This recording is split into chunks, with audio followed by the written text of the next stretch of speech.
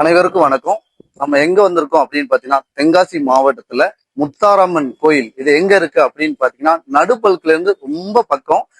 பெரிய கோயில் காசி விஸ்வநாதர் கோயில்ல இருந்து இந்த கோயில் ரொம்ப பக்கம்.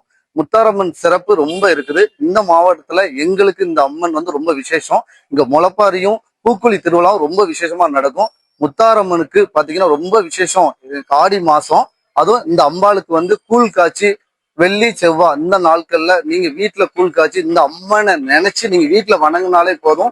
உங்களுக்கு கஷ்டம் நஷ்டம் என்ன பிரச்சனை இருந்தாலும் முத்தாரம்மன் தீர்த்து தருவாங்க. என்ன காரணம் அப்படின்னு பாத்தீங்கன்னா ஆடி மாசமே எப்போதுமே அம்பாளுக்கு ரொம்ப விசேஷம்.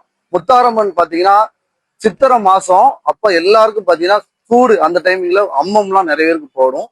அப்ப பாத்தீங்கன்னா இந்த அம்மனை வணங்கிட்டு அந்த அம்மன்கிட்ட கோரிக்கை வச்சுட்டு ஒரு குறிப்பிட்ட நாட்கள்ல பாத்தீங்கன்னா அந்த அம்மன் அப்படியே இறங்கிரும்.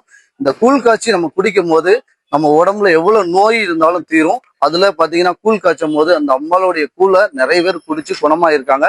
இந்த பூக்குழி திருவிழாவும் சரி, இந்த முளைப்பாறையும் நிறைய விஷயங்கள் நமக்கு காட்டுது. முன்னோர்கள் காட்டி கொடுத்துருக்காங்க. முத்தாரம்மனை பத்தி தெரியாதவங்களுக்கு இந்த பதிவு போய் சேரட்டும். முத்தாரம்மனுடைய காணொலி நிறைய இருக்குது. அடுத்தடுத்த வீடியோல பார்க்கலாம். நன்றி.